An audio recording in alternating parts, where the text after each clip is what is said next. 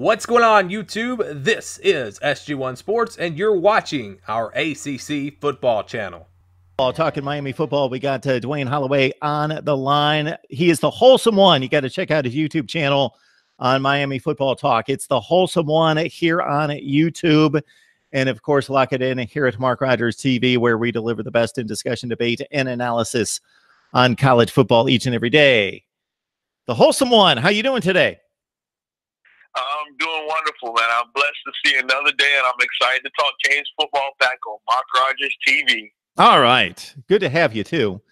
And as always, they were back on the field today, and based on our conversation before we started to record, and I had two outtakes before we started to record, your thoughts, even on today's practice that you're already digging into?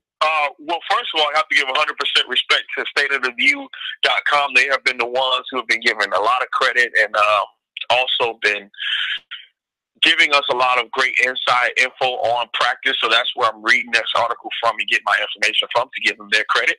But on this article, it just talks about how N'Kosi Perry is kind of taking that next step. And it has been day to day. A different quarterback might take that next step. And Mark, it is truly making this quarterback battle all that we were expecting it to be. It goes from one player having a bad day to, N'Kosi Perry had a great Saturday. But this past Tuesday, he didn't have a good practice. But Tate Martell had that day of a great practice. So it's making the competition better, and it's forcing them to be prepared to be consistent every single day.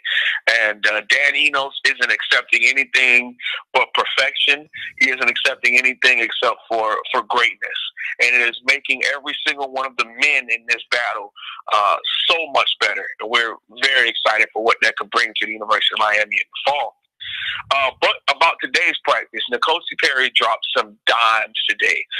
One play in particular was a seam route against cover 2, where he hit a 65-yard bomb to Will Mallory.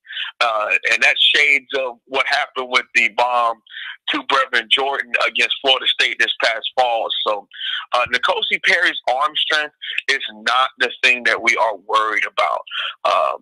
We wouldn't even say worried. Just the one thing that he would have to focus on is his accuracy and consistency.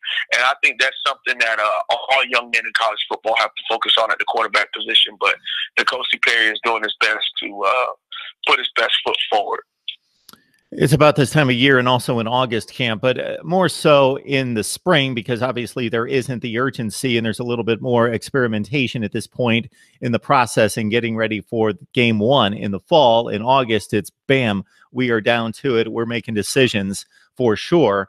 But that I find it amusing that every little bit of information that comes out of spring practice, the fan base grabs it, runs with it, and makes some pretty quick judgments. If we hear that a quarterback threw a red zone interception in a schematic situational kind of practice or situation that, that's blown out of proportion, well, he's out. Or I know that in the first couple of days, what we heard out of the quarterback battle was Jarren Williams with the exceptional arm talent. We heard about Tate Martell maybe fluttering a few passes, maybe doesn't have. I can't imagine that this kid has been recruited by everybody in the country, signed by Ohio State, and is in this competition if he doesn't have capable arm talent. It may not be elite. I'm sure it's not based on what I've heard and what I've seen, but a few passes flutter and everybody goes crazy, and I'm hearing all over the place that he's overhyped and he's out. And there's just a bit of an overreaction typically when we get some news out of those first few days of practice. Absolutely. And I take it back to and comparing, not necessarily comparing the programs, but, Alabama, when they were having a battle between Tua Tagovailoa and Jalen Hurts, everybody it was a little bit close-lipped as opposed to here at Miami, but everybody just wanted that little itch, like who's going to be the guy and who had the better practice today, and really getting on Nick Saban about who did what, and they were even saying, well, who is the team more excited about, just to try to get a little bit out of him. But Danny knows coming from that quarterback competition, I think now is one of the best things moving forward for the U, because he has seen what greatness is. He's coached it. He's been in the room with it. He's seen the tendencies. And he's one of those coaches that are very blunt and open in interviews to a certain extent when it comes to what the quarterbacks are doing right and what they're doing wrong. And he has spoken about as early as Tuesday, speaking about what each quarterback was bringing to the table, and not necessarily saying what they don't bring to the table, but saying that the things that they had to work on and who was having the better day. And I think it's kind of putting them all in notice. You know, it's a little bit of an ego check as far as you guys are good, but there's a level that I want to hold you up to, and then there's a level that you are. And there's a distance between both of those right now. And I want to see everyone take the next step. And it hasn't been to the championship level in which Dan Enos wants just yet. But I do agree that all of us, you know, media, fans, we get a little tweet and we try to take that tweet 100 miles. You know, someone says, you know, a great day today, and they say, oh, he's going to be the starting quarterback. But it doesn't always work that way. We are on the line with a Wholesome One. So to get that straight, everyone, that's H-O-L-S-U-M, H-O-L-S-U-M, the Wholesome One, the number 1, and check them out on YouTube for more Miami college football analysis. And the Wholesome One is kind enough to join us on a fairly regular basis to break it down right here. So if you scan the field, scan the other positional units, what really catches your eye? What's intriguing to you? Where are the storylines? The storylines right now, and I love to hear this because I wish I could have early enrollees, would be our 2 early enrollees of Jafari Harvey and also Jeremiah Payton. Both players wear number 12. Jafari Harvey is a defensive end, edge rusher type body. And Jeremiah Payton is a future great number 1 wide receiver for us. And both these young men are 17 years old. They're not even, physically, adults legally yet. But they have come in. They have been matured. They have been, even as far as getting chewed out and just saying, yes, coach, and going back and doing exactly what the coach asked them to do. Those are things that Coach Manny Diaz has even noticed as a head coach. And then both their position coaches have broken it down and said, these 2 guys, it's so exciting to see young men come in with the mindset and maturity that they have.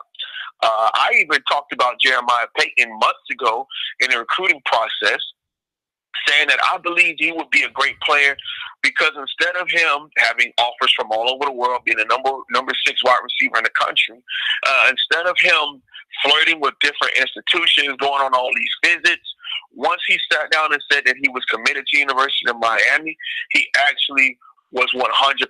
Didn't go on another visit, shut it down, could not wait until he signed early, couldn't wait to come in for early enrollee, and has been a mature, hardworking young man. And we need more and more guys like that in our program.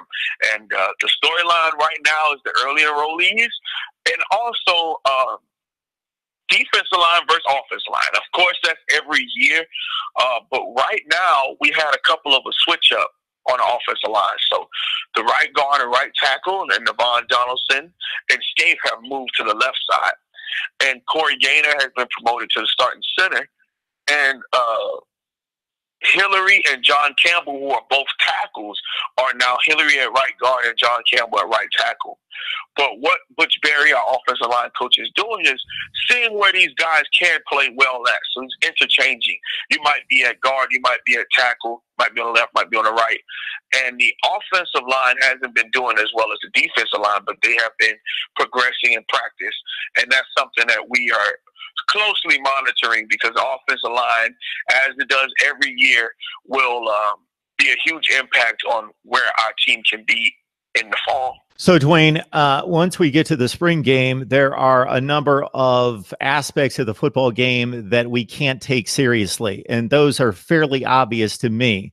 Escapability by the quarterback. If the quarterback cannot be tackled, we don't necessarily know their escapability, and that's supposed to be a strong point for Tate Martell, is escapability. Well, if a guy gets a hand on him, a fingernail, well, he's down, versus his ability in a real situation to be able to escape, break tackles, get out of trouble. So we can't really evaluate that.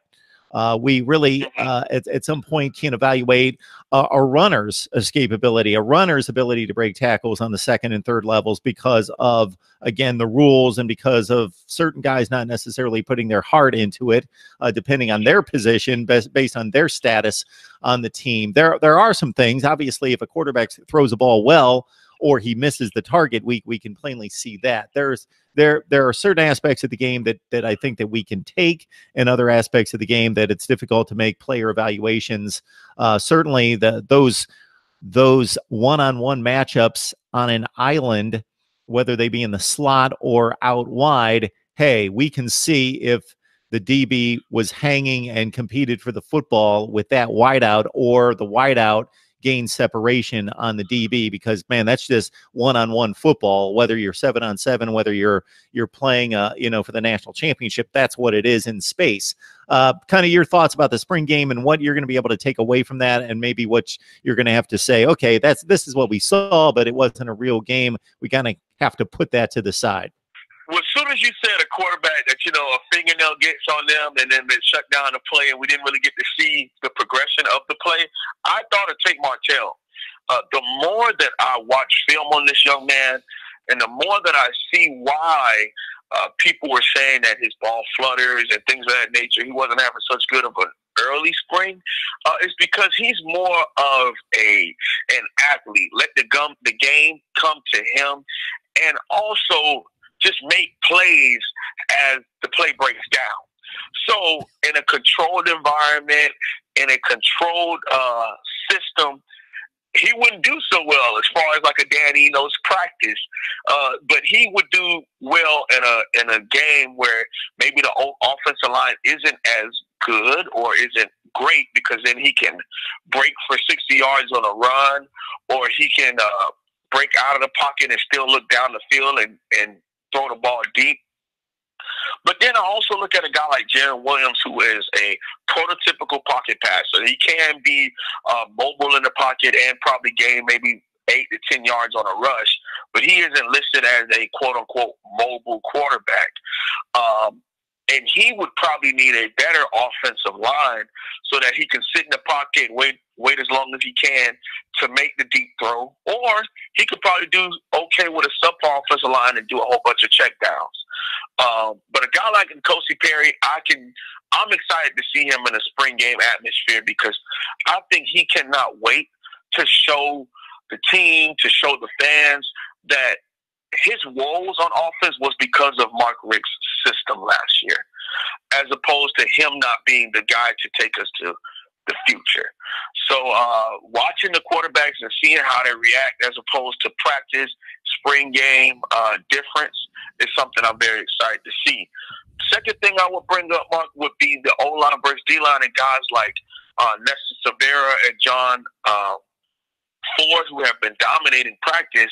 I can see them continuously doing that in a spring game, because with the offense that we have with Dan Enos, he's probably going to call some of the same plays with maybe a little bit of a variation, so that they can build confidence in the plays that they can do, and then he can open up the playbook more and more. Well, as a defensive lineman, if I know the snap from the calls that you said, the line of scrimmage, I know the play 9 times out of 10 from the alignment and the formation, then the defensive line will probably continue to dominate. And that would only make the offensive line get better, because you're going against a great defensive lineman. You're going against future NFL guys. So eventually you as an offensive lineman will get better. Another thing I would have to focus on is, can the D-line get better going up against an inexperienced offensive line? Because if they're just dominating, are they having any competition, would be something that I would have to make sure I look in and not get too excited about, with them dominating against this O-line and expecting them to have 8 sacks against Florida, when in actuality it's because of the competition level they're going up against. All right, everyone, you're locked in on Mark Rogers TV, the voice of college football. If you don't know it already, please dive into the videos. You will find that we deliver college football analysis for the smart fan each and every day. The best discussion and debate analysis for myself and the best bloggers, broadcasters, and writers in the industry. including the Wholesome One here. H-O-L-S-U-M, H-O-L-S-U-M 1. Look him up here on YouTube. And let's leave it with this. Once we get to the spring game, who are you excited to see? Whether that's a player that was just recruited, just signed, early enrollee, ready to go, or maybe a year back going to the 2018 class, a guy that didn't see the field much, but you're excited to see. Just one guy, Mark? You're going to put me Oh, man, I'll give you two. I'll give you one each side. Two. Well, let's do one offense, one defense. I am super excited to see this guy in person, KJ Osborne. He has been since day one. People have been talking about him being a leader, that mature wide receiver that we need, being a 3-year starter at Buffalo, 4-year because he's a graduate transfer at Buffalo and putting up numbers there. I want to see him on this level in person against our number one defense. I want to see him in spring game time. I'm really, really excited to see him against the good defensive backs at the University of Florida come week 1. On defense, just one guy. I'm going to have to say Gregory Rousseau, class of 2018 guy, 6'7" / 6'8" defensive end. Usually Miami doesn't get guys like that. So I want to see him in person. And he had 9 sacks in 3 scrimmages last year. But the thing is, he broke his ankle, so he wasn't able to play in the fall as much. He broke it against Savannah State, so he didn't get a lot of snaps in the fall. The pictures that I've seen, this guy looks great in pads. He's been taking the weight room seriously. He's dropped down on the baby fat percentage. And I'm excited to see those two guys and what they can bring to the table for the U, especially losing key productive players at those two positions. You know, Joe Jackson and with the departure of Cager and Amon Richards and things of that nature at the wide receiver position. I want to see what these two guys are going to do for the University of Miami in the spring and in the fall. Thank you for watching this video. If you are an ACC football fan, please subscribe to the channel. Leave us your thoughts down in the comments below. And for the latest in ACC football, keep it right here